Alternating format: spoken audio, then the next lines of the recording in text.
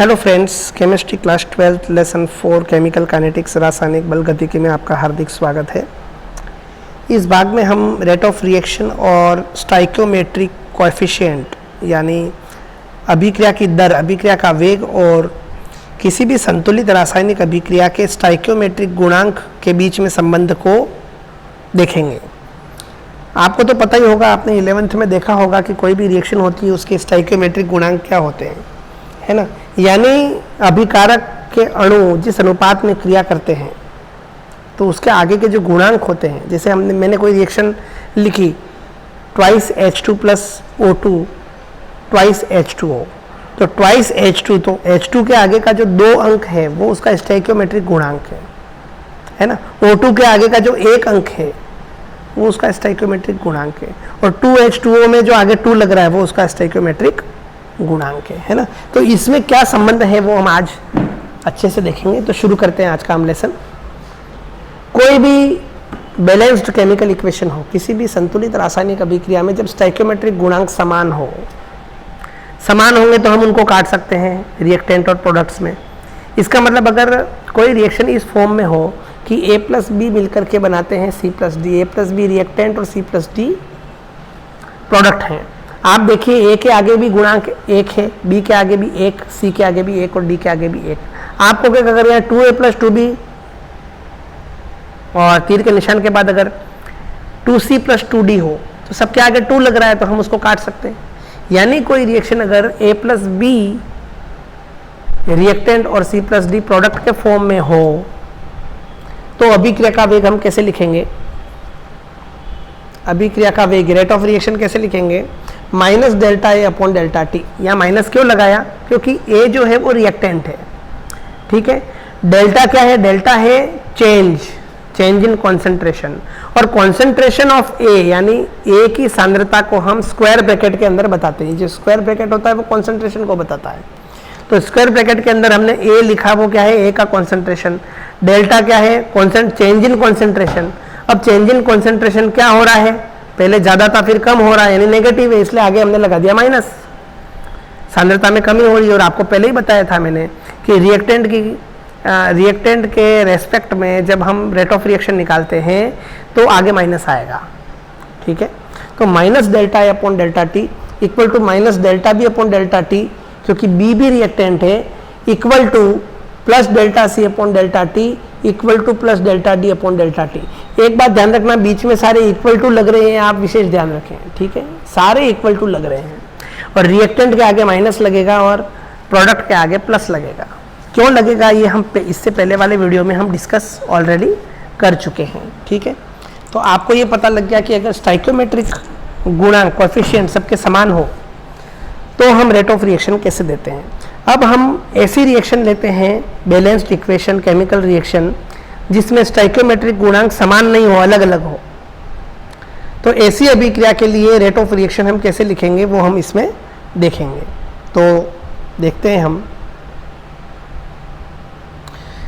हम एक ऐसी रिएक्शन लेते हैं जिसके अंदर स्टाइकियोमेट्रिक कोएफिशिएंट अलग अलग है, जैसे AA plus BB CC plus DD। आप देखिए इसमें रिएक्टेंट A के कितने अणु हैं? A अणु।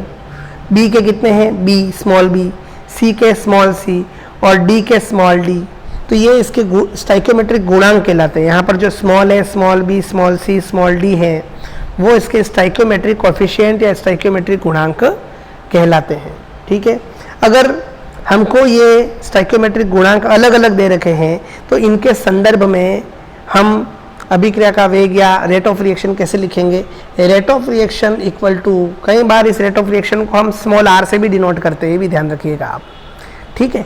अब जो भी इसके अंदर गुणांक होगा वो अपॉन में आएगा, ठीक, ये ध्यान रखना है बस। तो आपको इसमें 2-3 चीज़ें याद रखनी है कि हमको हमेशा delta C upon delta T form में लिखना है। अगर कोई स्टाइकियोमेट्रिक गुणांक है उसको अपॉन में लिखना है। और तीसरी चीज़ ये है कि अगर रिएक्टेंट है तो आगे माइनस लगाना है और प्रोडक्ट है तो आगे प्लस लगाना है। तो यहाँ पर क्या हो जाएगा? -1 upon A delta A upon delta t. ये जो A था वो अपॉन में आ गया, ठीक है।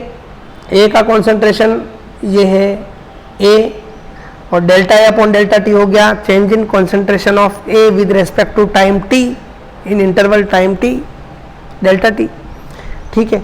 और आगे माइनस क्यों लगा? क्योंकि ये अभिकारक है, क्रियाकारक है, इसलिए आगे माइनस लगा, ठीक। इसी प्रकार से अगर मैं बी के संदर्भ में देखूं तो -1/b delta B upon delta t. अगर मैं सी के संदर्भ में देखूं तो plus delta C plus 1/c delta C upon delta t. यहाँ पर प्लस क्यों लगा? क्योंकि ये प्रोडक्ट है, उत्पाद है, उत्पाद की सांद्रता में समय के साथ में वृद्धि होती है, इसलिए यहाँ आगे प्लस लगा। और लास्ट वाला है +1/d delta D upon delta t. तो आप ये ध्यान रखिए कि स्टाइकियोमेट्रिक जो गुणांक होते हैं वो हमेशा अपॉन में आते हैं और रिएक्टेंट के आगे माइनस लगता है, प्रोडक्ट के आगे प्लस लगता है, और ये सभी अभिक्रिया की दर यानी रेट ऑफ रिएक्शन के इक्वल होते हैं, ये आपको ध्यान रखना है, ठीक है। अब एक एग्जाम्पल हम ले लेते हैं। चलो, माना कि किसी रिएक्शन के लिए हमको रेट ऑफ रिएक्शन के फॉर्म में लिखना है। तो एक रिएक्शन, फेमस रिएक्शन है अमोनिया का संश्लेषण, synthesis of ammonia. N2 + 3H2 क्या बना? ट्वाइस NH3 अमोनिया बनी भाई। तो इसको हम स्टाइकियोमेट्रिक गुणांक के संदर्भ में कैसे लिखेंगे? अभिक्रिया का वेग, अभिक्रिया की दर क्या हो जाएगा? Minus delta N2 upon delta t. यह आ जाएगा -1/3 delta H2 upon delta t equal to 1/2 delta NH3 upon delta t, बराबर। अब कभी कभी एग्जाम में सीधे क्वेश्चन नहीं पूछे जाते।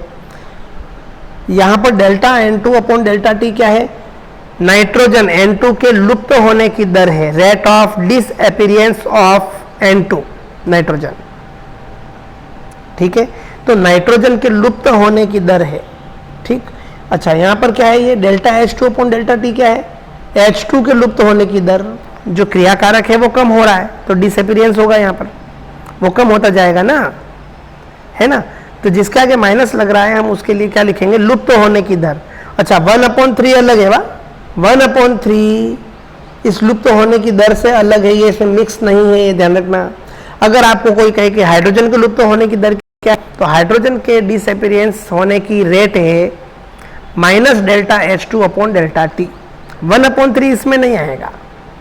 1/3 delta H2 upon delta T क्या है? वो रेट ऑफ रिएक्शन है, लेकिन the rate of disappearance of H2 क्या है? Only delta H2 upon delta t है, ये आपको ध्यान में रखना है। इसी प्रकार से अगर मैं NH3 के बनने की दर, क्योंकि NH3 तो प्रोडक्ट है, तो NH3 प्रोडक्ट है तो NH3 के निर्माण की दर, रेट ऑफ प्रिपरेशन है ना ऑफ NH3 क्या होगी? 1/2 delta NH3 upon delta t. तो यहाँ delta NH3 upon delta T जो है वो क्या है? The rate of formation of NH3, NH3 के निर्माण की दर है, rate of formation of NH3, ठीक है। 1/2 यहाँ पर अलग है। आगे के न्यूमेरिकल क्वेश्चन में हम इस चीज को और अच्छे से देखेंगे।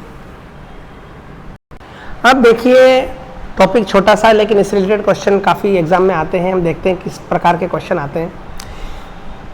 किसी अभिक्रिया की दर एवं उसकी स्टाइकियोमेट्री में क्या संबंध है? एक एग्जांपल लेकर के आप बता सकते हो। A + B + equal to C + D। उसके लिए आप लिख दीजिए rate of reaction equal to -1/A delta upon delta t, और जो आपने देखा पिछले पेज पर, है ना।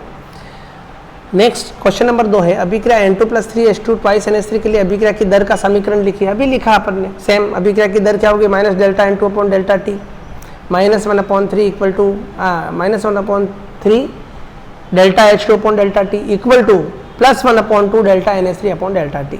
ये तो मैंने आपको अभी बताया जस्ट। क्वेश्चन नंबर 3 क्या है? अभिक्रिया N2 + 3H2 ट्वाइस NH3 के लिए हाइड्रोजन के वियोजन के संदर्भ में अभिक्रिया का वेग क्या होगा?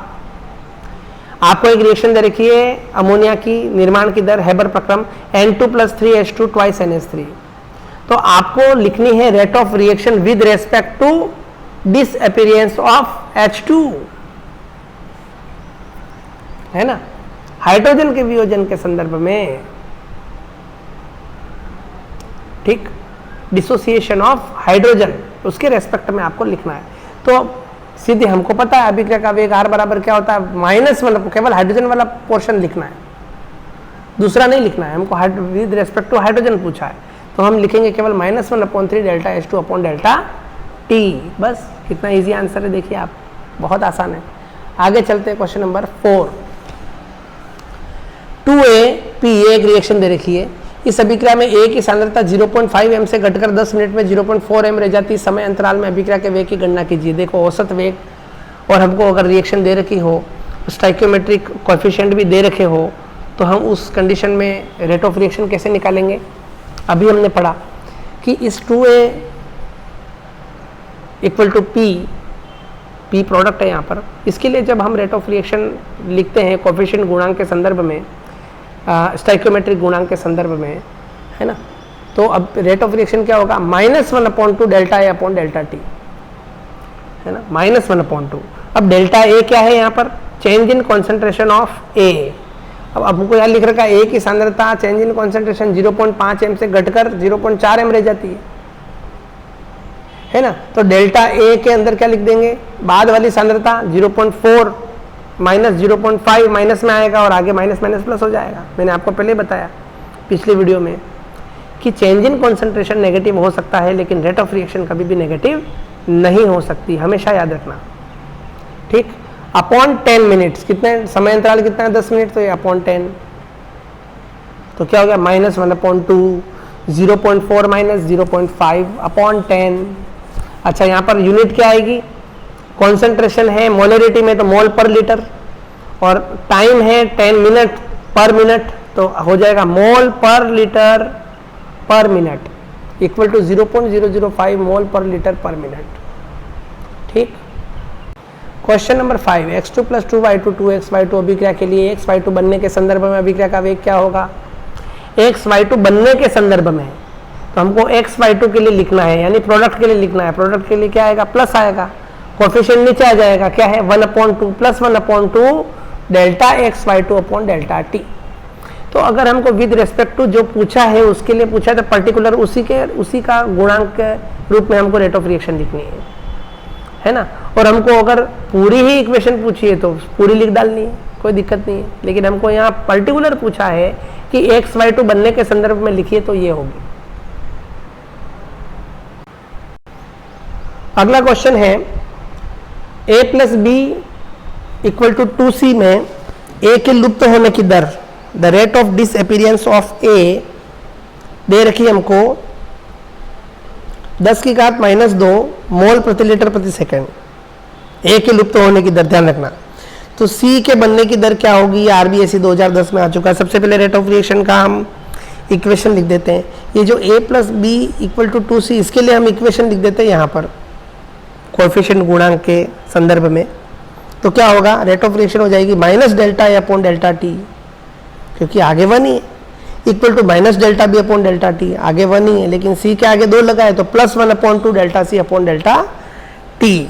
अब यहाँ पर A के लुप्त होने की दर क्या है, A के लुप्त होने की दर तो delta A upon delta t है, -delta A upon delta t, और ये कितने दे रखी है, 10⁻² मोल प्रति लीटर प्रति सेकेंड। अब हमको C के बनने की दर, मैंने आपको पहले ही कहा था इसमें गुणांक अलग रहता है, C के बनने की दर होगी केवल +delta C upon delta t. तो delta C upon delta t equal to क्या हो जाएगा, ये 2 चला जाएगा इधर, क्योंकि हमको delta A upon delta t दे रखा है ना, और हमको delta C upon delta t निकालना है, तो 2 इधर चला जाएगा। तो क्या हो जाएगा, 2 × A के लुप्त होने की दर, यानी 2 × 10⁻² मोल प्रति लीटर प्रति सेकंड इसका आंसर होगा। आप समझ रहे हो मेरी बात, यानी A के लुप्त होने की दर में उसका गुणांक शामिल नहीं है। इसी प्रकार से C के बनने की दर में the rate of formation of C, है ना, डजंट इंक्लूड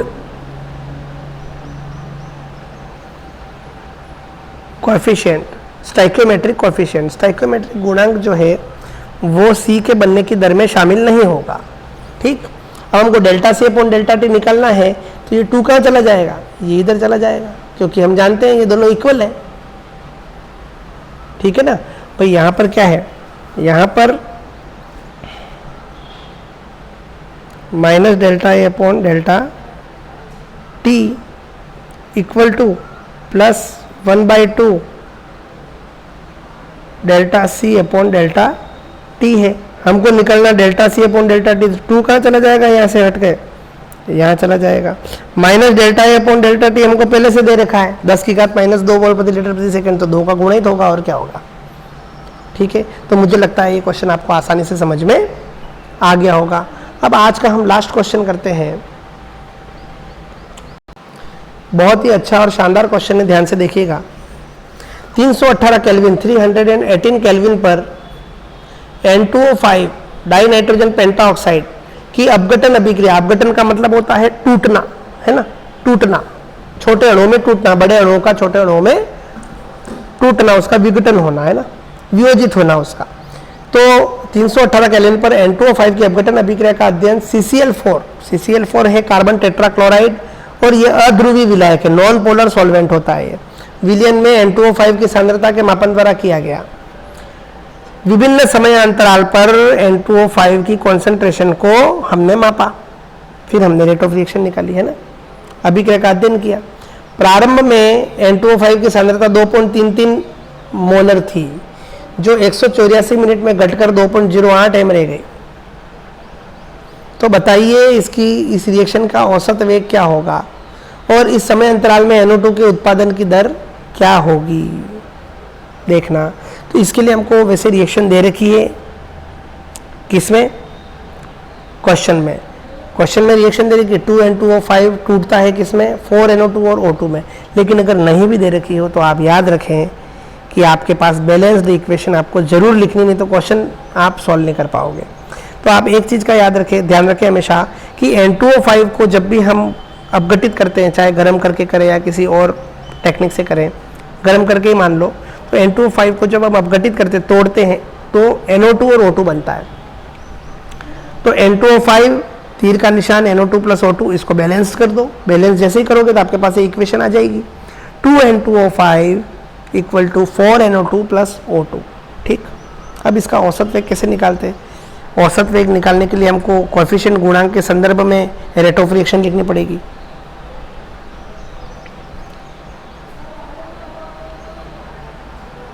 तो सबसे पहले रेट ऑफ रिएक्शन लिख दो। क्या है रेट ऑफ रिएक्शन?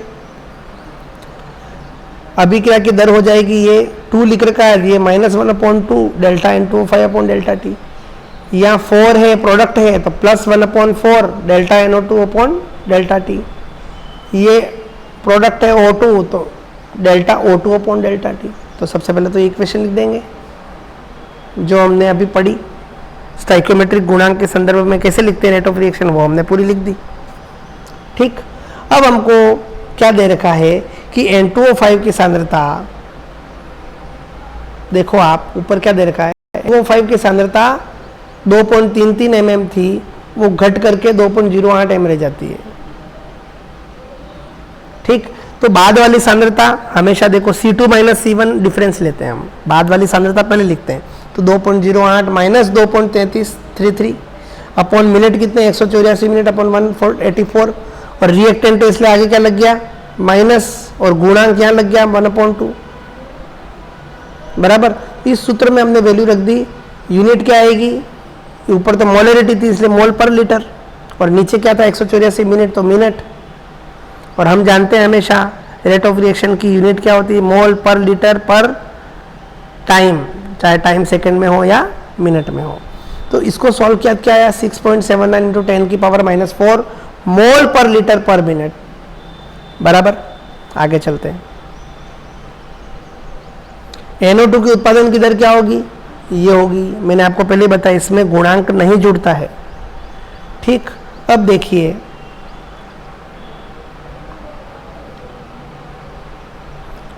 आपके पास इसकी वैल्यू आ गई और आपको निकालनी डेल्टा NO2 डेल्टा टी। तो ये 4 कहाँ चला जाएगा, ये यहाँ चला जाएगा, 4 का गुणा हो जाएगा इसमें, तो क्या हो जाएगा 4 × अभिक्रिया की दर हो जाएगी। अभिक्रिया की दर हमने पहले निकाल ली ऊपर, है ना। और इस सूत्र से देखो delta NO2 upon delta T क्या हो जाएगा, 4 × अभिक्रिया की दर हो जाएगा कि नहीं हो जाएगा, 4 यहाँ आ जाएगा। तो उसका जो भी आंसर आया उसमें 4 का गुणा कर दें हम, तो क्या हो जाएगा 4 × 6.79 × 10⁻⁴ ये आ जाएगा 2.72 × 10⁻³ मोल पर लीटर पर मिनट। ये आपका आंसर आ गया। अब आप याद रखिए, कहीं पर बहुत सी जगह पर ध्यान रखिए, आप बहुत सी जगह पर कई बार ऐसा भी पूछा जाता है, अभी इसमें इस क्वेश्चन में पूछ नहीं रखा है, कई बार ऐसा भी पूछा जाता है कि आपकी जो रेट ऑफ रिएक्शन की जो यूनिट है मोल पर लीटर पर मिनट, इसको मोल पर लीटर पर सेकंड में निकालिए। तो आप इसका भी विशेष ध्यान रखिए कि कभी भी ऐसी कंडीशन आ जाए, है ना, कि मोल प्रति लीटर प्रति मिनट को सेकंड में बदलना है, तो 1 मिनट में कितने सेकंड होते हैं? 60 सेकंड होते हैं, है ना। तो 1 मिनट में कितने सेकंड होते हैं? 60 सेकंड होते हैं, बराबर। मिनट से मिनट कट गया, सेकंड नीचे आ गया, उसमें 60 का भाग दे दो, यानी मोल प्रति लीटर प्रति मिनट में जो भी आंसर निकला है उसमें उसको 60 से डिवाइड कर लोगे तो आपके पास क्या आंसर आ जाएगा? वही यूनिट मोल पर लीटर पर सेकंड में आ जाएगी। तो छोटी छोटी बातें हैं, ये यूनिट फैक्टर मेथड है, आपको जो 11th में आपने पढ़ा था उसमें आप आराम से देख सकते हैं और सीख सकते हैं, कोई ख़ास बात नहीं है। तो आज के इस वीडियो में हमने रेट ऑफ रिएक्शन किसी बैलेंस्ड केमिकल इक्वेशन से कैसे निकाली जाती है। सपोज किसी भी कारण से आपको ऑर्डर ऑफ रिएक्शन नहीं दे रखी है और आपको वेग समीकरण लिखना है, आपको कुछ सूझ नहीं रहा है, तो आप उसको इस रूप में लिख दीजिए। बस ये जो आपको ये जो फॉर्म दे रखी है ना, ये इस रूप में आप लिख दीजिए, बिल्कुल सही आंसर होगा आपका। तो आज हमने स्टाइकियोमेट्रिक गुणांक और रेट ऑफ रिएक्शन में रिलेशन देखा, इस पर आधारित हमने क्वेश्चन देखे। हमने ये देखा कि rate of disappearance of reactant और rate of formation of product कैसे निकालते हैं, है ना। उसमें गुणांक को गिना नहीं जाता, उसको केवल delta R upon delta t और delta P upon delta t को देखा जाता है। ठीक, तो आज का वीडियो आपके लिए बहुत ही सहयोगी सिद्ध होगा और आप इन क्वेश्चंस को अपने नोटबुक में उतार लीजिए, अपने मन से करने की कोशिश कीजिए, तो आपका ये टॉपिक बहुत अच्छे से क्लियर हो जाएगा। आज के लिए इतना ही, मिलते हैं अगले वीडियो में। धन्यवाद।